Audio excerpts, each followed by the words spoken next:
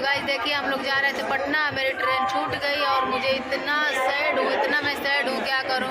और ये तो बेचारे रोने लगे इनके चेहरे को एक्सप्रेशन देख के आप लोग समझ सकते हैं कि बेचारा कितने सैड है।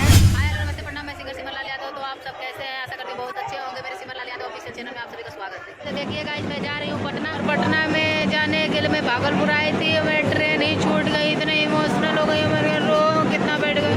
अब रात में 10:30 बजे है। अब यहाँ से घर जाने में भी बेइज्जती और अच्छी नहीं लग रही है। मैं क्या बताऊँ, तो मैं क्या करूँ, समर जी भी पता नहीं कहाँ है, मुझे कुछ समझ में नहीं आ रहा है मैं क्या बताऊँ।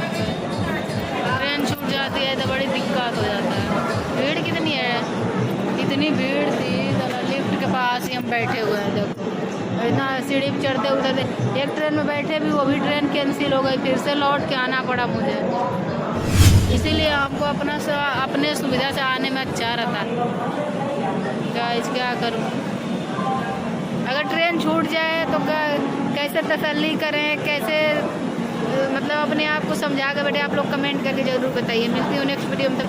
और एक ट्रेन से दो ट्रेन में, दो ट्रेन से तीन ट्रेन में चेंज करते करते जिस ट्रेन में बैठ रहे हैं वो ट्रेन यहाँ नहीं जाएगी, वो ट्रेन वहाँ जाएगी। हालांकि मोबाइल में देखे हैं, घर से हम लोग निकले थे टाइम से ही, लेकिन रास्ते में ऑटो ही खराब हो गया। पता नहीं उसको क्या हो गया, बीमारी लग गई। 10 मिनट के चलते रुक हमारी ट्रेन छूट गई है। यहाँ आते आते हमको 5 मिनट अगर आ गई होती पहले तो मेरा ट्रेन मिल गया होता, लेकिन छूट गया। अब इतना परेशान हूँ मैं, तो घर भी नहीं जा सकती हूँ। घर जाएंगे फिर कल आएंगे तो अच्छा भी नहीं लगेगा।